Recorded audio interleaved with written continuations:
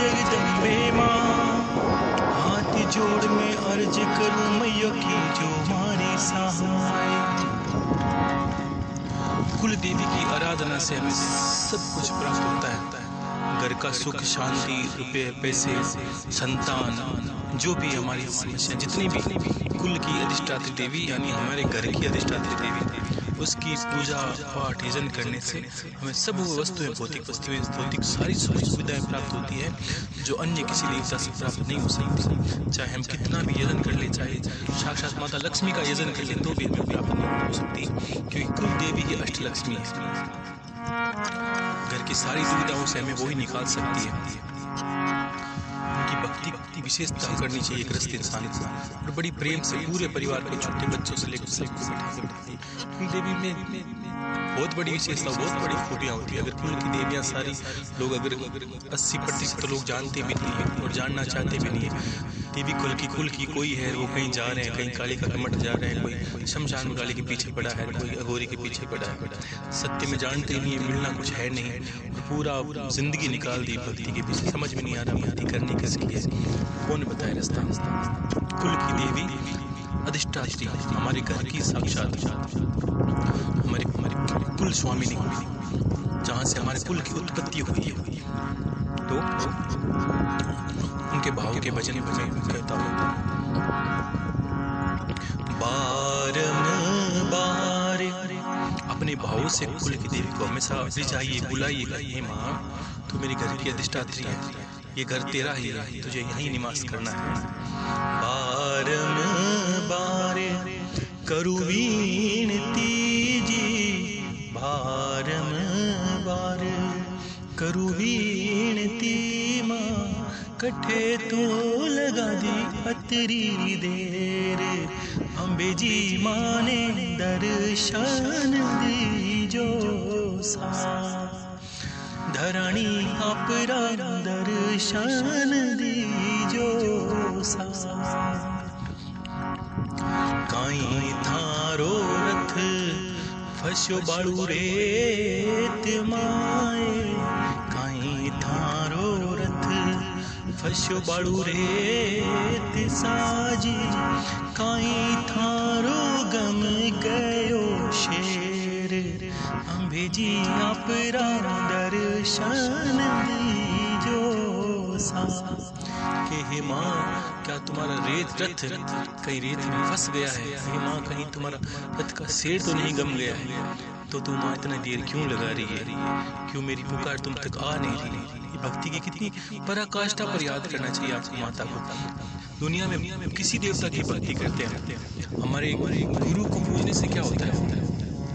गुरु से हमारे सूक्ष्म शरीर का भाव जो हर देवता के प्रति बाद में इतना जागृत हो जाएगा।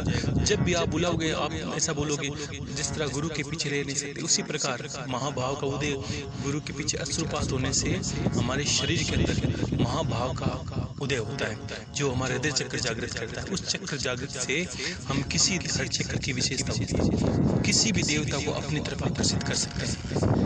ऐसा पड़ता है। तो हम अगर उससे भाव से, हे गुरुदेव, हे गुरुदेव, आप आज्ञा दीजिए, आज मैं कुल देवी को अपने घर बुला रहा हूँ, वो आएगी अपनी अति करुण पुकार से माता को बुलाइए। बस आपके अंदर भाव होना चाहिए। तो बारंबार करू विनती माँ, बारंबार करू विनती माँ, कठे तो लगा दी अतरी देर। अम्बे जी माने दर्शन दीजो सा, धरणी अपरा दर्शन दीजो सा।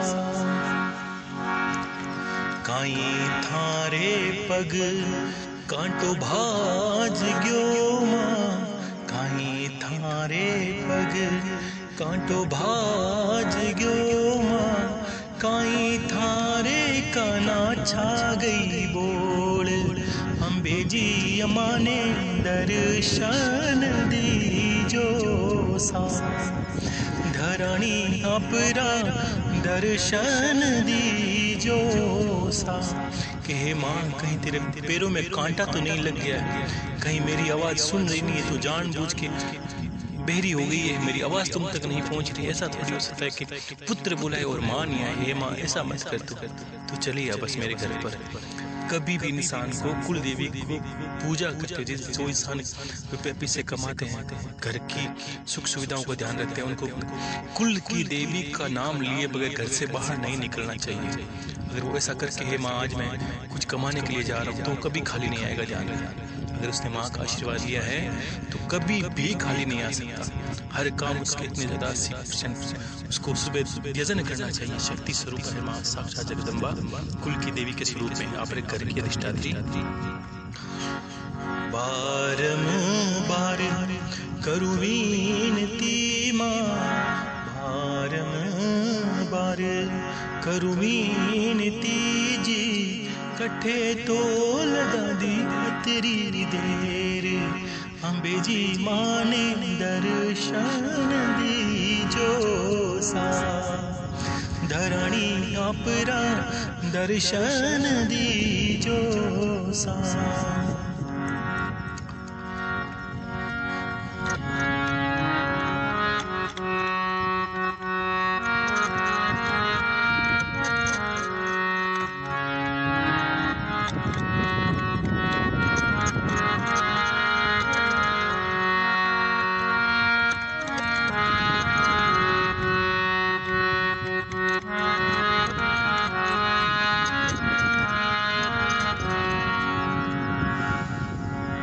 कुल की देवी की सभा यजन करने से इंसान के अंदर सुख शांति, घर की वृद्धि, रिद्धि सिद्धि सब चीज़ की प्राप्ति होती है।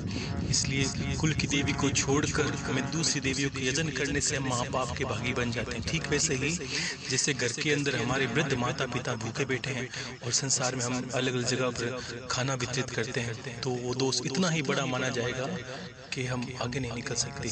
बड़े बड़े यज्ञ होते हैं, तब हमारे घर में आप देख लीजिए बड़े से बड़ा यज्ञ होगा तो सबसे पहले वो क्या बोलेगा?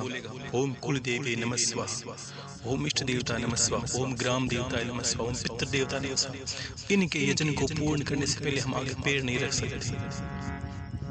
तो इनका भी कर्तव्य होता है कि हमारे इनसे हमारा कुल की उत्पत्ति हुई है। इससे बड़ी कोई अधिष्ठात्री देवी हो नहीं सकती इंसान के अंदर। तो फिर हमारे घर की कुल देवी की सदा यजन कीजिए, सदा मनाइए, हे माँ तू मेरे घर पे रहे, तू मेरे घर पे रहे। आप उसको घर पे ही रखना है। जैसा घर में रूखा सूखा बने उनको अर्पित कीजिए। कोई फर्क नहीं पड़ता कि आप के बड़ा उनका भोग लगे, वो घर की देवी है। आप जो खाओगे वही आपकी माँ तो वही खाएगी जो पुत्र खाएंगे। बस उसका सुबह शाम घर में भोजन बनता है, तब भी छोटी थाली के अंदर डाल के माँ को अर्पित कीजिए। चाहे रूखा सूखा ही बने तो देख लेना, रूखे सूखे से आप मिष्ठान पे आ जाओगे। ध्यान रखें, ये भक्ति होती है कुल की देवी की। उसे पता है मेरे पुत्र कैसे खाए, माँ कितना ख्याल रखती है। लेकिन आपने माँ को जाना नहीं, आप उलझ गए कहीं कहीं कोई करे। हम जिनको जानते नहीं उनका यजन करने लगते हैं। कुल की देवी की उपासना करते वक्त आपको किसी की आवश्यकता नहीं है, किसी से मंत्र लेने की आवश्यकता नहीं है। इसके सामने जिस देवी का यजन, जो भी स्तोत्र है, चाहे चंडी का करे चाहे काली का करे, उनके सामने करिए, हे माँ तू ही चंडी है, तू ही चंडी। तो बिल्कुल वही चंडी काली। आपको बीज को समझना है। और बीज क्या है? मेन 5 इष्ट है। 5 इष्ट के अंदर एक शक्ति, ब्रह्मा विष्णु महेश गणपति और शक्ति, यही पांचों के अंदर ये 5 ही साक्षात में प्रारब्ध में ये 5 ही देवता हैं। नाना रूप इनके बिखरे पड़े हैं।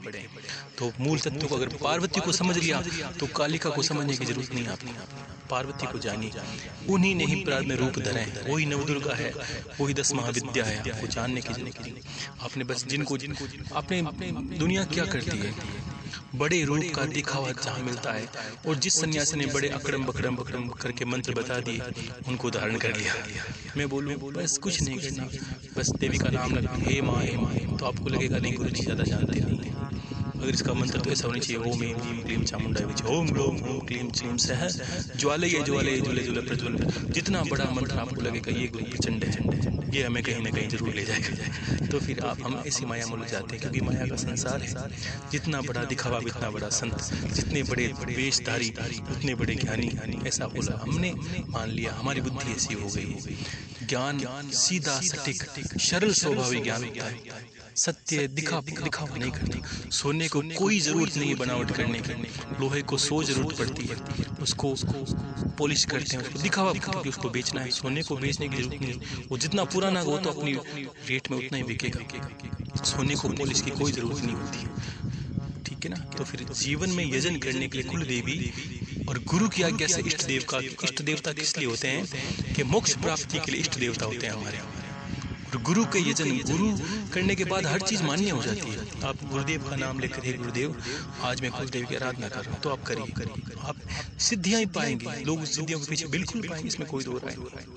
सिद्धियां प्राप्त में सबसे पहले अगर ज्यादा यजन करते हैं तो सिद्धियां ही प्राप्त होती है। सबसे पहले देवताओं से पहले अष्टसिद्धि प्राप्त होती है। लेकिन हम करते क्या है, मैंने बहुत पहले बातें बोलता हूँ सब लोगों को कि कोई बोले कि 100 फीट खोदने से पानी निकलता है, कि ठीक है, लेकिन 100 फीट खोदना एक जगह पर है। ऐसा नहीं कि 10 खड्डे कर दिए 10 फीट, तो आप 100 नहीं 1000 खड्डे कर लोगे तो भी पानी नहीं निकलेगा। एक साथ ही एक के पीछे लगना है। गुरु की आज्ञा से अपने इष्ट को पकड़िए।